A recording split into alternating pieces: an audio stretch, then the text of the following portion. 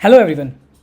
तो आज हमेशा की तरह हम आज बात करेंगे एक स्टॉक के बारे में और एक स्ट्रैटेजी के बारे में। तो आज का जो स्टॉक है वो हेवल्स है और जो स्ट्रैटेजी है वो नॉक्सविल है।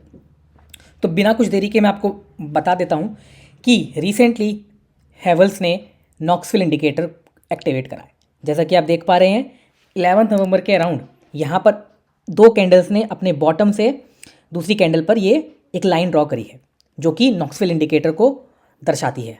नॉक्सविल इंडिकेटर के बारे में अगर आपको नहीं पता है तो मेरे चैनल्स पे जाके आप बाकी वीडियोस देख सकते हैं, वहाँ पर नॉक्सविल की आपको सेटिंग्स दिख जाएगी। राइट, तो हैवल्स एक V40 कंपनी है, टॉप कंपनीज में आती है और इसने नॉक्सविल इंडिकेटर को सिग्नल दिया है बाय का। अब थोड़ा सा हम समझते हैं कि नॉक्सविल हैवल्स कंपनी पे कैसे अप्लाई हुआ था। मतलब कि इस प्रीवियस हिस्ट्री में हैवल्स की नॉक्सविल ने कैसा परफॉर्म करा है। तो चलिए वो देखते हैं, उससे हमें कॉन्फिडेंस मिलेगा कि क्या हमें ये ट्रेड लेना चाहिए या नहीं लेना चाहिए। क्योंकि बहुत लोगों के दिमाग में ये क्वेश्चन आता है क्या ये स्ट्रैटेजी हर समय अप्लाई होती है या नहीं। तो उसका बेस्ट तरीका है उसका आंसर देने का बैक टेस्ट करो। जितना ज़्यादा आप कर सकते हो, जितने ज़्यादा स्टॉक्स पे आप कर सकते हो, जितने ज़्यादा ईयर्स के डेटा पे आप कर सकते हो, उतना ज़्यादा बैक टेस्ट करो। जब आप वो बैक टेस्ट करोगे तो आपको खुद कॉन्फिडेंस मिलेगा कि हाँ ये चीज़ पॉसिबल है। तो मैं यहाँ पर आपको दिखाता हूँ, रिसेंटली ही इसने अराउंड 27 फरवरी को इसने यहाँ पर सिग्नल दिया था और इसने सेल सिग्नल 22 अप्रैल को दे दिया था।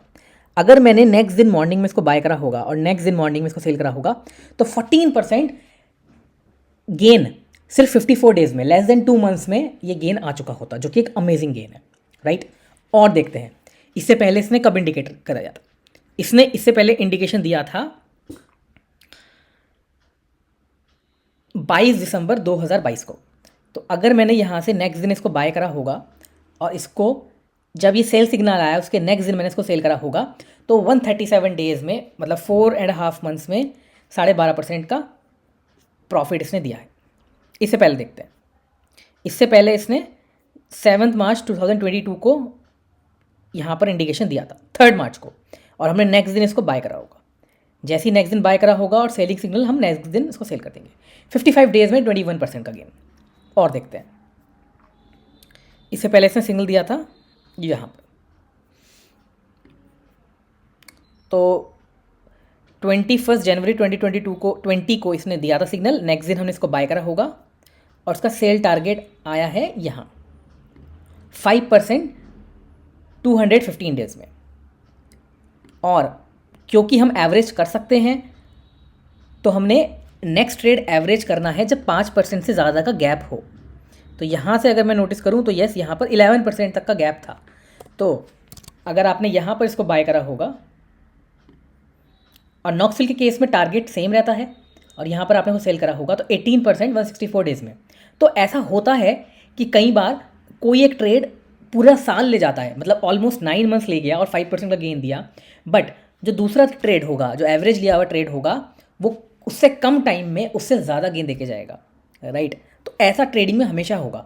ऐसा नहीं होगा कि हमेशा जब भी आप ट्रेड लेंगे तो 2 मंथ्स के अंदर आपको 15% का गेन मिल जाएगा। नहीं, ऑब्जेक्टिव ये है कि ऑन एन एवरेज आपको 20% 25% का गेन हुआ या नहीं हुआ। अगर हुआ देन ओनली आपकी स्ट्रैटेजी अच्छे से वर्क कर रही है। और देखते हैं, थोड़ा और पीछे जाते हैं कि इसने सिग्नल कब दिया था। इसने सिग्नल यहाँ दिया था, यहाँ पर से सिग्नल दिया था, नेक्स्ट दिन हमने बाय करा होगा और यहाँ पर हमने सेल कर दिया होगा। 32% गेन 56 डेज़ में, मतलब इससे ज़्यादा आप क्या ही एक्सपेक्ट करोगे। 2 मंथ्स में 32% का इसने गेन दे दिया है। यहाँ पर अगेन सेम, और टॉप पे इसने हमें सेल सिग्नल दिया है 26.5% 161 डेज़ हैं, 5.5 मंथ्स में 26% का गेन ने दे दिया है। मेरे अकॉर्डिंग अगर 15% 6 मंथ्स में भी अगर आ जाते हैं नॉक्सविल स्ट्रैटेजी से तो that's a successful strategy. Because अगर आपने वो चीज़ 2 बार कर ली in a year, 15 + 15 it will be above 30% का गेन। राइट, और अगर आप ईयरली 30% कमा रहे हैं तो आप you are an emperor, you are a king, you are an amazing trader. Right, थोड़ा सा अब टेक्निकल स्ट्रैटेजी हमने समझ ली है, थोड़ा सा अब हम इसके फाइनेंशियल्स को भी देखते हैं। राइट, तो फाइनेंशियल्स को भी समझना ज़रूरी है कि कंपनी प्रॉफिटेबल है कि नहीं, डेट तो ज़्यादा नहीं है उसके पास, रिसेंटली जो उसके रिजल्ट्स हैं वो कैसे हैं, कुछ फंडामेंटल चेंजेस तो नहीं है, वो समझना भी बहुत ज़रूरी है। तो मार्केट कैप 92,000 करोड़ है, राइट। ROCE ही 25% है, विच इज़ अमेजिंग। और सेल्स ग्रोथ डिसेंट है, प्रीवियस 12 मंथ्स का प्रॉफिट 1400 करोड़ का था, ठीक है। डेट बहुत अच्छी है, बहुत अंडर कंट्रोल है। तो ये सब ओवरव्यू अच्छा है। अगर मैं इसके पीई की बात करूँ लास्ट 5 ईयर्स में, तो उसका लास्ट 5 ईयर्स का पीई 70 रहा है, बट अभी करंटली इसका पीई 63 के अराउंड चल रहा है। यहाँ पर भी इसका पीई लिखा हुआ है। तो पीई भी लास्ट 5 ईयर्स के मीडियन से कम है। और देखते हैं क्वार्टरली रिजल्ट्स पे आते हैं। तो क्वार्टरली रिजल्ट आप देखेंगे, पिछले सितंबर क्वार्टर से इसके क्वार्टरली रिजल्ट इंप्रूव हुए हैं। पहले 4500 करोड़ था, 4700 करोड़ है, तो ये पॉजिटिव साइन है। ऑपरेटिंग प्रॉफिट भी इंक्रीज़ हुआ है, ऑपरेटिंग प्रॉफिट मार्जिन परसेंटेज भी इंक्रीज़ हुआ है, 8 से 9% हुआ है। और फाइनल जो प्रॉफिट है, नेट प्रॉफिट, वो 318 करोड़ हुआ है। कुछ लोग गलती करते हैं करंट क्वार्टर को प्रीवियस क्वार्टर से कंपेयर करने का, बट ये भी एक चीज़ समझने की बात है कि कोई भी बिजनेस हो उसमें किसी ना किसी तरह की साइकिल रहती है। तो हेवल्स का भी जो काम है, राइट, वो भी एक साइकिल पैटर्न फॉलो करता है कि किसी सीज़न में, किसी क्वार्टर में ज़्यादा सेल्स होगी और किसी क्वार्टर में ज़्यादा सेल्स नहीं होगी। इसलिए हमेशा हमें प्रीवियस ईयर के सेम क्वार्टर से कंपेयर करना चाहिए, राइट। आगे देखते हैं। सेल्स कंटिन्यूसली इंक्रीज़ हो रही है। प्रॉफिट मार्जिन बीच में यहाँ पर डिप करा था 15 के बाद 13%, और अभी कॉन्स्टेंटली 10% चल रहा है। अगर मैं प्रॉफिट बिफोर टैक्स की बात करूँ तो ये भी इंक्रीजिंग ट्रेंड में ही है, और नेट प्रॉफिट भी ऑलमोस्ट सेम है। बैलेंस शीट की बात करूँ तो इनके रिजर्व्स कंटिन्यूसली इंक्रीज़ हो रहे हैं, बोरोइंग इनकी ऑलमोस्ट सेम ही है।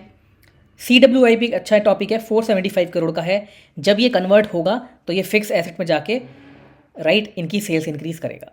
तो ये एक अच्छा पॉइंट है समझने के लिए यहाँ पर कि CWIP हैवल्स का लास्ट जो इसमें क्वार्टर है, जो लास्ट ईयर है, उससे ज़्यादा हो गया है। तो ये हमारी सेल्स को इम्प्रूव करेगा, राइट। आगे देखते हैं शेयर होल्डिंग पैटर्न।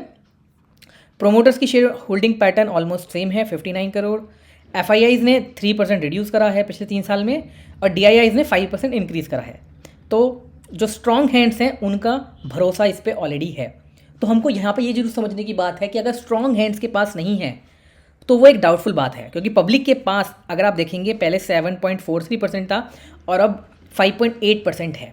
तो पब्लिक के पास से कम हो रहा है, और जो स्ट्रॉन्ग हैंड्स हैं उनके पास ज़्यादा है। तो फाइनेंशियल्स, ऑल्दो V40 में ज़रूरत नहीं होती, but still I encourage everyone कि एक बार फाइनेंशियल्स देखो, क्योंकि ज़रूरी नहीं है जो कंपनी पहले अच्छी थी वो अब भी अच्छी रहे। तो इसलिए थोड़ा ट्रैक रखना बहुत ज़रूरी है, और कभी भी किसी स्टॉक में 5% ज़्यादा इन्वेस्ट ना करें। तो ये एक शॉर्ट वीडियो मैंने बनाई थी। आई होप ये वीडियो आपको पसंद आई हो। अगर आपको कुछ और टॉपिक समझने हैं तो आप कमेंट सेक्शन में मुझे बताइए, और अपने एक फ्रेंड को ये वीडियो ज़रूर शेयर करिए, बिकॉज अकेले अमीर बनने में कोई मज़ा नहीं है। मिलते हैं अगली वीडियो में।